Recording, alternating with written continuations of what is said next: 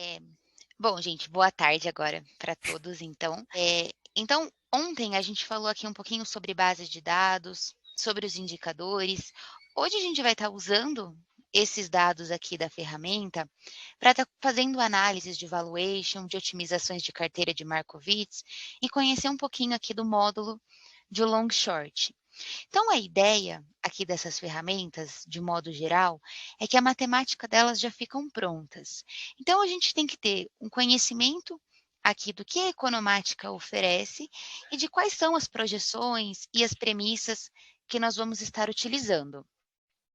Então, por exemplo, vamos começar aqui falando de uma ferramenta que a gente usa muito, que é o valuation. Qual que é a ideia desse módulo? A ideia aqui é que a gente vai projetar os fluxos de caixa de uma empresa e trazer a valor presente.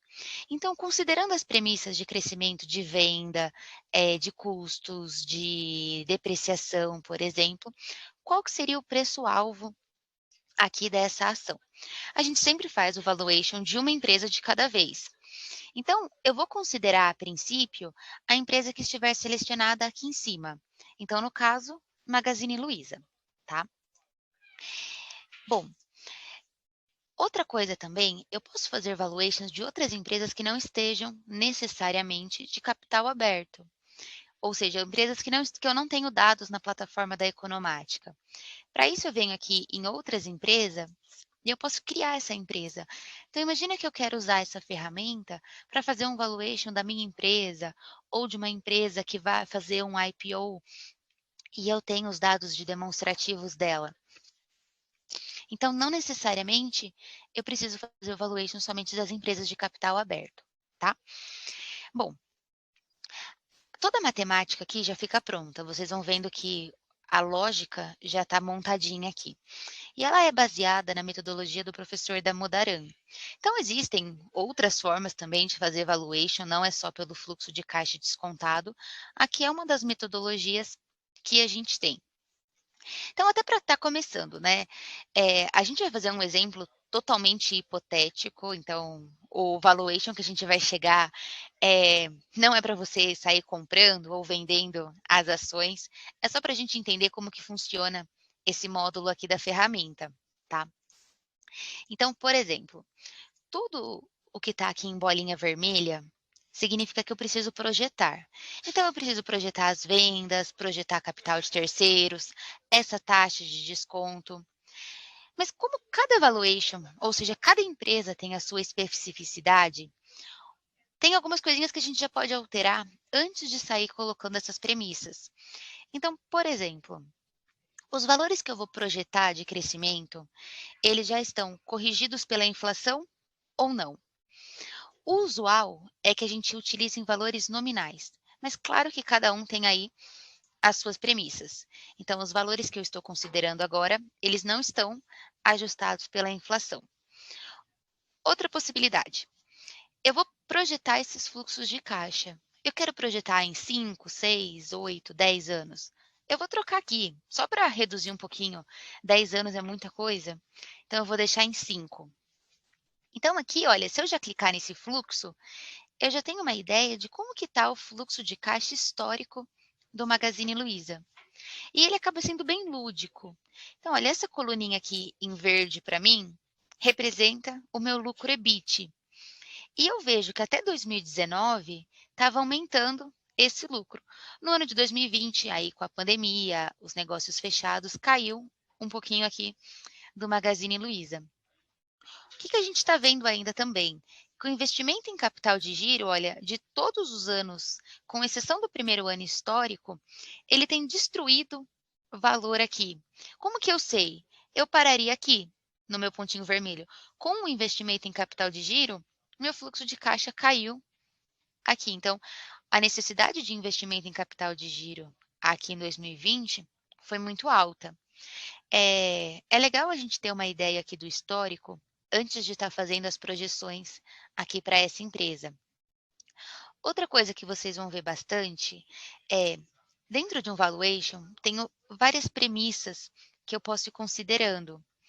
Então, por exemplo, pode ser que eu queira projetar para a Magazine Luiza um crescimento igual ao do setor dela. Só que qual que é o setor dela? Então, vamos entender aqui, nessa definição do setor, o que, que eu estou utilizando como comparáveis do Magazine Luiza, tá? Até para a gente ver se faz sentido ou se não faz.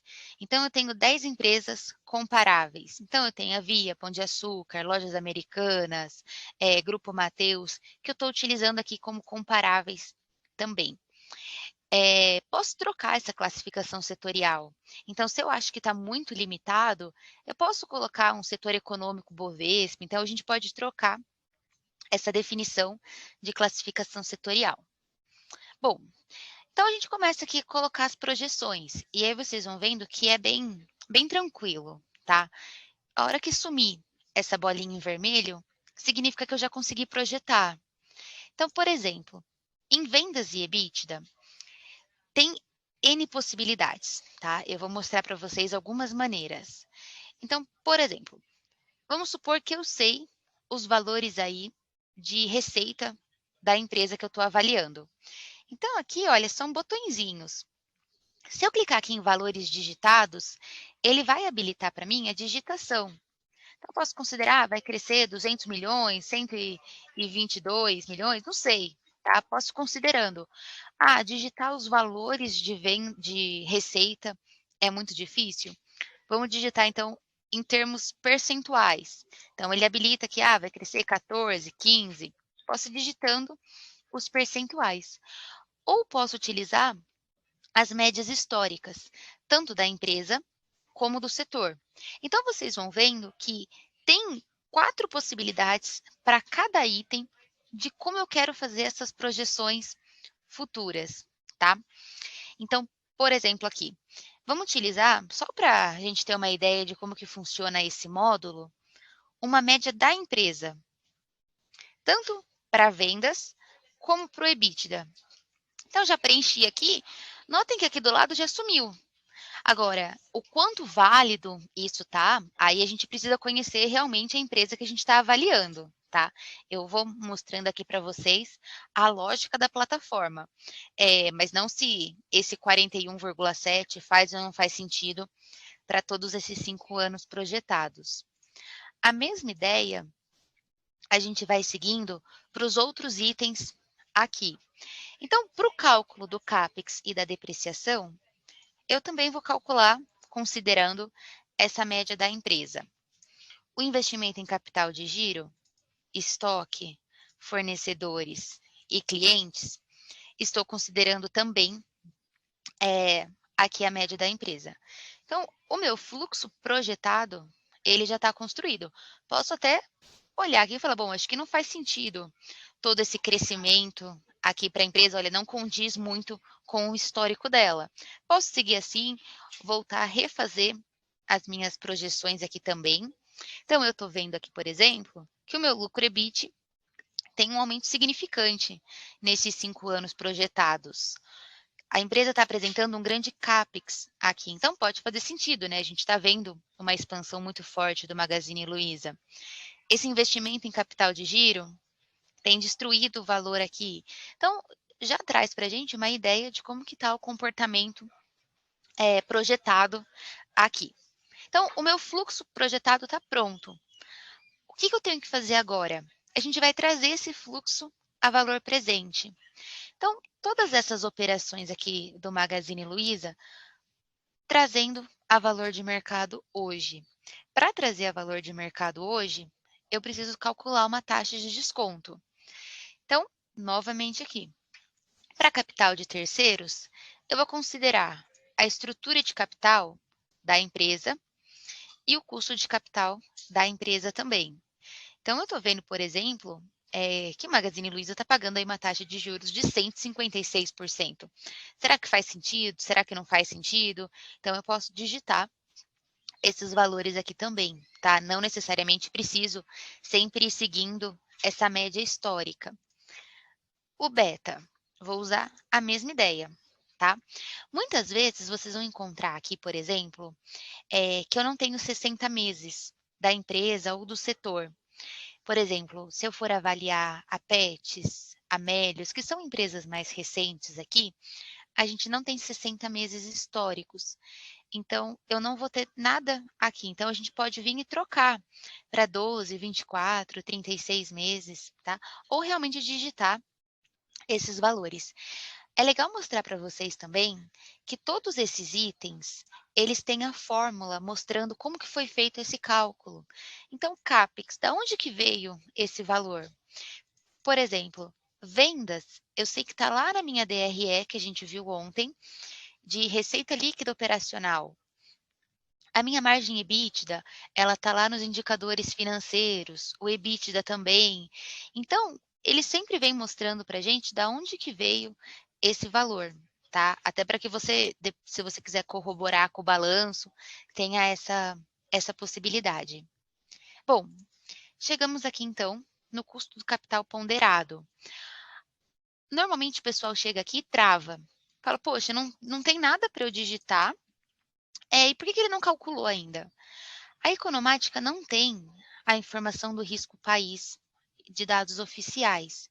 Então, é a única informação aqui que o usuário realmente precisa imputar. Então, não dá para considerar uma média histórica. Como a gente não tem o histórico, esse dado precisa vir aqui nesses parâmetros, em propriedades, e a gente vai imputar esse valor. Então, aqui, olha, risk free e prêmio de mercado, eu estou avaliando uma empresa brasileira. Então, eu vou colocar em valores digitados. Aqui o legal é que não saia chutando também, né? Que vocês procurem uma fonte confiável, que tenha aí um entendimento de qual é o risco país que vai ser utilizado. Eu vou considerar aqui 2,5, tá? Mas sempre é legal dar uma olhadinha do que a gente está considerando.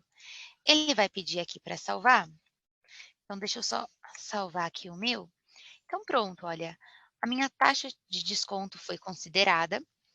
E seguindo esse valuation com as premissas que eu coloquei, o preço-alvo do Magazine Luiza seria 3,49. Então, esse preço atual é com base no fechamento de ontem. Então, ontem as ações da Magalu fechou em 11,15.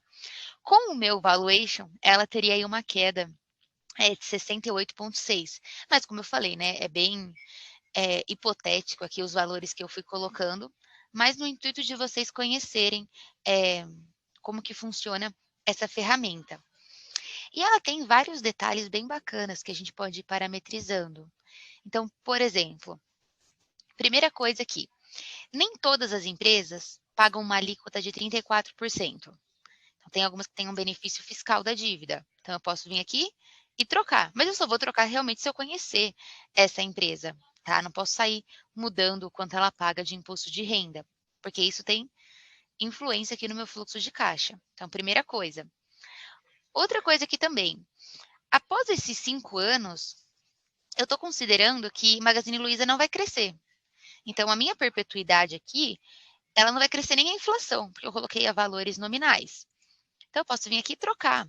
Falar, não, ela vai crescer, por exemplo, 5% ao ano. Vamos só mudar aqui para ver, olha. O meu preço-alvo já vai para 6,51. Esse cálculo aqui, ele é feito lá com base no modelo de Gordon, que a gente aprende, tá? Então, até para vocês saberem da onde que sai esse cálculo da perpetuidade. Tem várias possibilidades, tá? Então, eu posso supor que ela vai crescer 5%, depois ela vai crescer só a inflação. Então, dá para a gente ir alterando aqui também. Outra coisa bem bacana, no valuation, independente dele ser feito aqui ou de outra forma, a gente sempre está sujeito a erros. E aqui é bem bacana porque eu consigo fazer essa análise de sensibilidade. Então, quais dos componentes que eu projetei que eu tenho um impacto maior se eu estiver errando? Então, aqui, por exemplo, olha, essa linha em beijinho são as minhas linhas de fornecedores. Se eu aumentar o prazo aqui de fornecedores em 20%, que é o meu passo aqui, o meu preço-alvo vai para 12,82. Agora, o crescimento de vendas, se eu aumentar em 20%, o preço-alvo vai para 8,85. Então, a gente consegue ter uma ideia dos componentes que a gente foi projetando, qual que tem um impacto maior aqui dentro do meu preço-alvo, tá?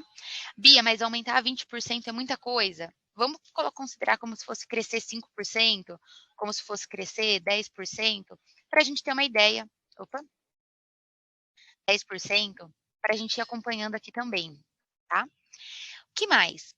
Então, temos aqui as possibilidades da perpetuidade e do imposto de renda, de colocar dados que não sejam de empresas de capital aberto que a Economática não tenha, mudar aqui dessa definição do setor, e tem outras premissas ainda que eu posso ir considerando. Então, por exemplo, o beta, que eu utilizo aqui do CAPM. Esse beta ele pode ser calculado com outros benchmarks. Então, se eu vier aqui em propriedades, eu posso alterar. Então, ao invés de eu usar o Ibovespa para o cálculo dos betas, eu posso considerar outro benchmark também. Se eu for trazer esse fluxo ajustado pela inflação, não necessariamente ele precisa ser corrigido pelo IPCA. Então, posso trazer aí por outro índice de preço. Então, tem várias possibilidades de parâmetros que a gente pode ir trazendo aqui para corrigir, ou na verdade, para alterar esse valuation e ele ficar mais condizente com a situação da empresa aqui que a gente está avaliando, certo? Posso salvar, então posso deixar salvo ele e fazendo vários valuations para várias empresas, para depois a gente ter essa comparação. O que eu não consigo fazer? Avaliar várias empresas ao mesmo tempo. Ah, mas e se eu usar a mesma premissa de crescimento? Não dá, tá? E não faz sentido também, uma vez que pode ter empresa que tenha 60 meses, pode ter empresa que não tenha, as comparáveis são diferentes, então tem vários entraves e acaba não fazendo sentido usar as mesmas premissas para várias empresas. É sempre aqui em propriedades, tá? E aí você coloca aqui, como é uma empresa brasileira, eu digito esses valores. Tudo bem? Bom, então vamos lá. Não vou salvar ele aqui.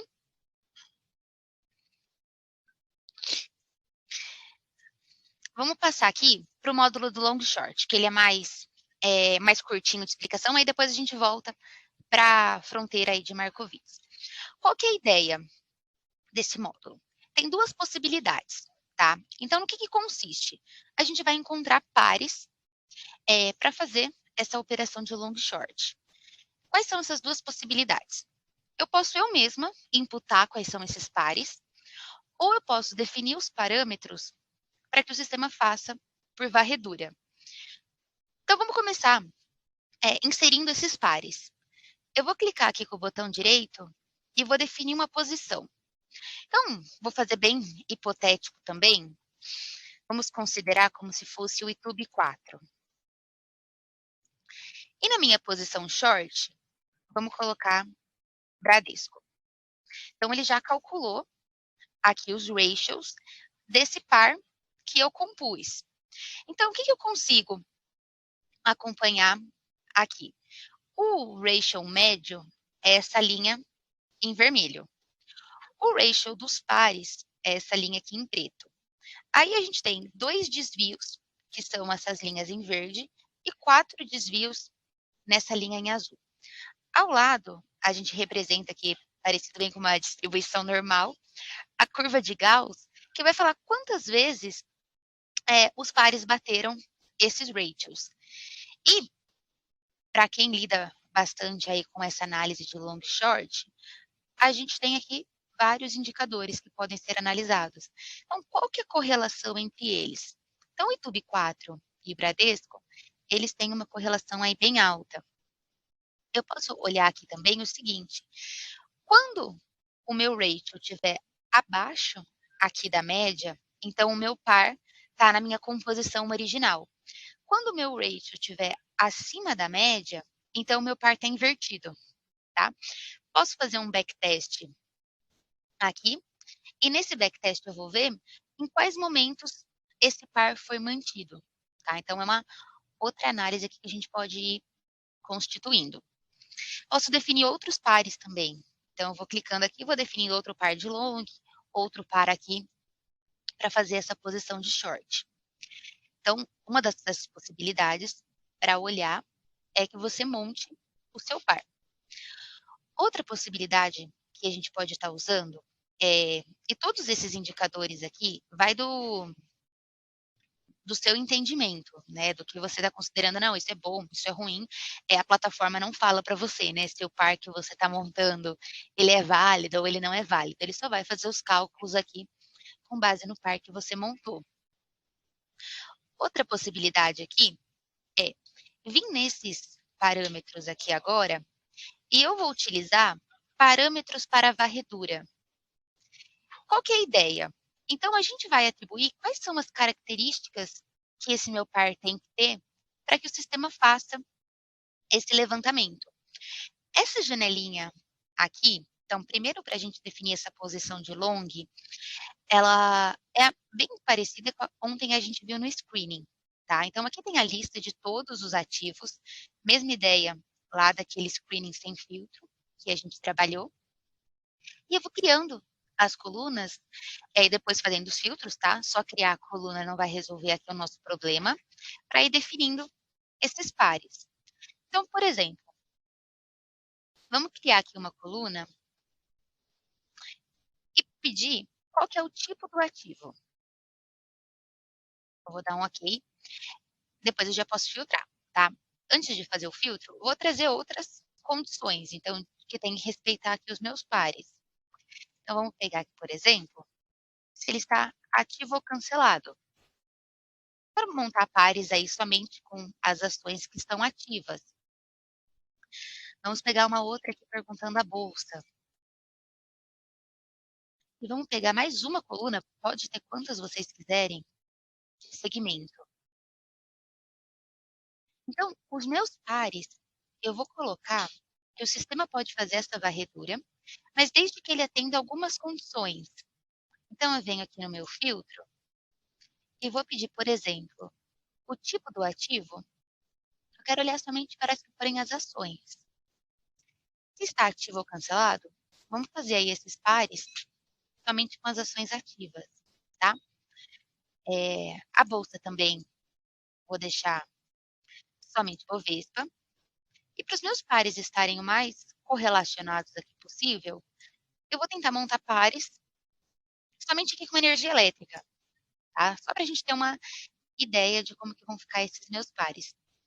Bom, para a posição short, eu vou usar a mesma definição. Tá? Poderia trocar, então eu quero que na minha posição long estivesse energia elétrica e na minha posição short bancos, não tem problema, tá? É só a gente trocar. Eu vou deixar aqui para ele montar par do mesmo segmento. Tem aqui outras parametrizações que podem ser feitas. Então, em relação ao beta, em relação à moeda, em relação à correlação. Então, eu não estou buscando aqui, não estou restringindo o limite para essa correlação e nem para a volatilidade, mas teria. Então, eu quero pares que estão aí realmente bem correlacionados, positivamente correlacionados. A Bia não mudou nada. Venho aqui nos parâmetros e coloco o seguinte, olha, os pares eu não quero que seja definido pelo usuário, eu quero esses encontrados pela varredura. Então aqui ele está montando os meus pares. Na verdade, acho que ele encontrou um par só, né, dessa... Ah, não, ele está calculando aqui do lado. Então vamos ver quantos pares seriam formados. E a ideia de interpretação, de análise desses indicadores, acaba sendo a mesma, tá? Então, aqui já está montando os pares, a gente pode ir fazendo esses backtests e olhando os indicadores. E aí, o bacana é que cada um vá acompanhando quais deles, não, qual beta, a correlação que eu vou estar olhando para esses pares, olhando os backtests aqui também. Tudo bem? Então, depende dos parâmetros, ele vai encontrar aí infinitos pares, o que é bem bacana, né, para o pessoal que utiliza essa abordagem, que demoraria aí um tempinho para ficar encontrando isso se fosse feito manualmente, tá. Então tem diferentes possibilidades aqui que a gente está colocando, tá bom? Então vamos lá. Então aqui já tem 20 pares já que foram encontrados. fechar aqui, tá, para a gente fazer aí o módulo aqui de otimização de carteiras. Bom, aqui tem qual que é a ideia? Então, acho que antes de sair entendendo ou colocando em prática, é legal entender qual que é a ideia do módulo. Então, o módulo de valuation, a gente pegou a ideia que é projetar os fluxos de caixa e trazer a valor presente, encontrar qual seria o preço-alvo de acordo com as nossas premissas. O módulo de long short, a gente vai fazer o seguinte: a gente estava encontrando esses pares que atendessem essas nossas condições. Aqui de otimização de carteira, a gente vai fazer essa fronteira de Markowitz. Então, encontrar qual seria essa combinação de maior retorno e menor risco, tá? Tem várias as possibilidades aqui que dá para a gente ir trabalhando. Então, vou começar com algumas mais simples, aí se tiverem outras sugestões aí, podem ir me falando, não tem problema nenhum. Se eu já tivesse essa listinha criada, então ontem a gente viu lá no screening como que eu montava a minha seleção de ativos, eu poderia já trazer todas elas para cá, tá, mas eu não tenho. Então eu vou montar aqui, essa listinha bem rápida, só para a gente ter uma ideia. Como que eu monto? Eu vou clicar aqui com o botão direito e inserir um ativo. Eu vou colocar aqui alguns exemplos, tá, vamos supor que eu tenha a Petri3, vou colocar a Vale, vamos pegar aqui umas que sejam de outros, vamos colocar a Oi também, a Melios, vamos pegar lá a Magazine Luiza, que a gente fez um valuation dela agora. Eu vou inserir mais um aqui, vamos colocar um título privado. Então, esses são os ativos aqui que eu quero compor na minha fronteira, tá? Por que eles estão aparecendo aqui todos com esse riscadinho? Para eu fazer essa otimização, eu preciso ter o preço-alvo delas aqui. Se eu clicar nesse dentinho em azul, tem 3 possibilidades que eu posso fazer esse preço-alvo. Uma delas é pelo valuation. Então, a gente fez aqui somente o valuation do Magazine Luiza. Se eu tivesse feito para as outras aqui, eu poderia seguir por essa linha de raciocínio. Posso projetar de acordo com o CAPM. Só que para isso, eu teria que projetar o Ibovespa também, tá? Para ter esse retorno de mercado. Eu vou usar aqui como preço-alvo uma média histórica, tá? Então, beleza. Aqui estaria o preço-alvo para 2022 de cada uma dessas ações, tá?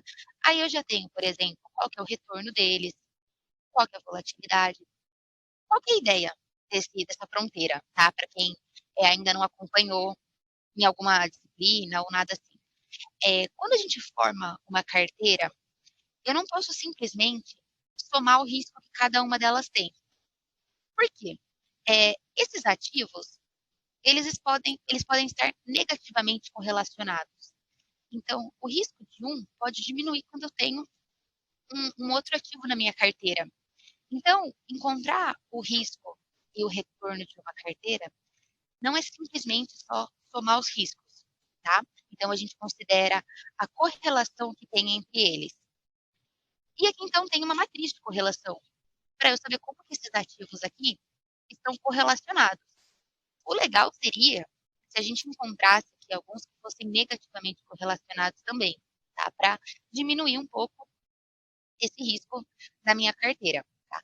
Nessa telinha eu não consigo mudar, tá? Então, essa correlação é com base já nos dados históricos, mas já ajuda bastante aqui a gente ter uma ideia de como que esses ativos que eu estou compondo, eles estão se comportando entre eles. Então, beleza. Nessa linha em azul aqui, ficou a minha fronteira ótima. Então, aqui eu tenho todas as combinações de risco e retorno e qual seria a composição da minha carteira. Então, se eu estou nesse pontinho aqui em azul, eu tenho um retorno projetado de 57% e um risco de 39%. E qual seria a composição da minha carteira? 52% de Vale, da Melius, aqui 43%. E aqui a minha Vale ação, eu coloquei uma título aprovado uma ação, 4%. Então aqui já fica bem claro, que o propósito da fronteira de Markowitz não é somar os riscos, tá? A gente tem que sempre considerar a correlação que há entre eles.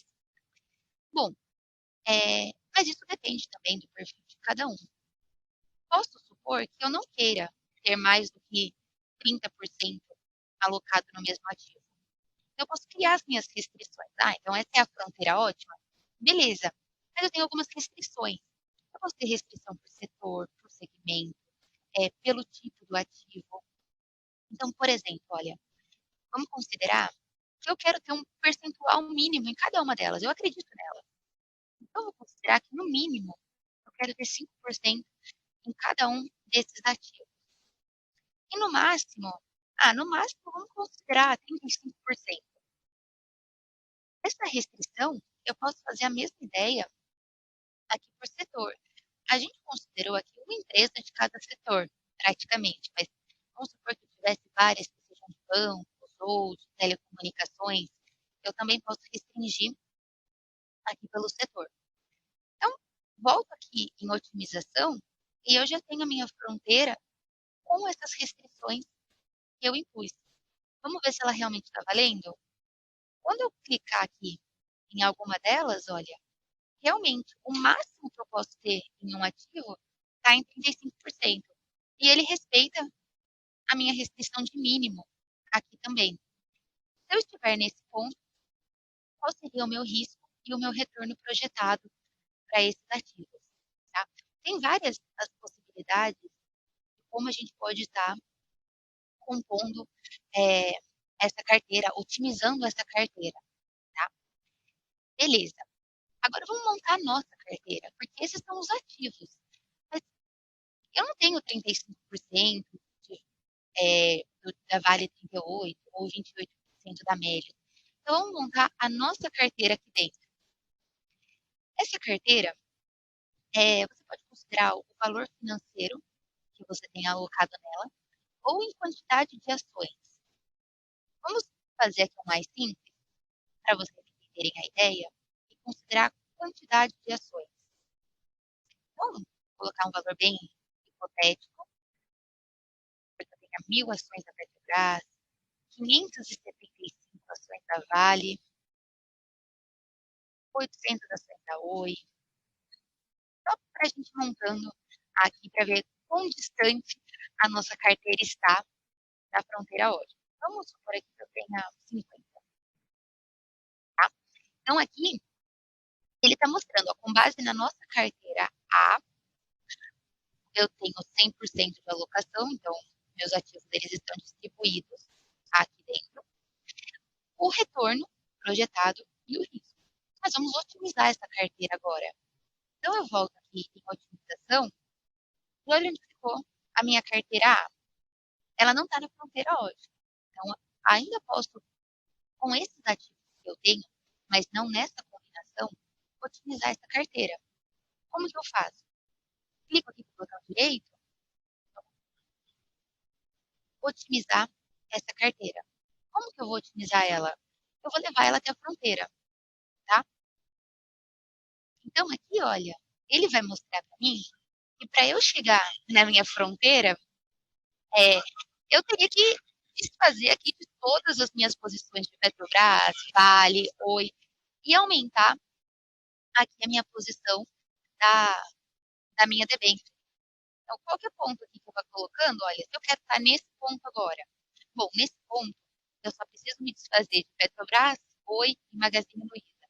Mas eu tenho que desfazer quase a minha posição inteira aqui das ações da Vale, tá? Então, é uma possibilidade bem bacana aqui da gente ir treinando o nosso conhecimento da fronteira de Markowitz. E sempre pegar essa ideia, né, da correlação entre os ativos, que eu não posso simplesmente, o legal dessa ferramenta é evidenciar ainda mais que o risco de uma carteira não é a soma dos seus riscos individuais. Então, isso faz aí todo sentido para a gente estar compondo aqui. Nessa minha carteira projetada, que é a minha carteira A, aí a gente tem o histórico, tem o projetado. Então, olha, o meu risco histórico, com base é de 13%, meu retorno, desculpa. E eu estou projetando um retorno aí de 14%.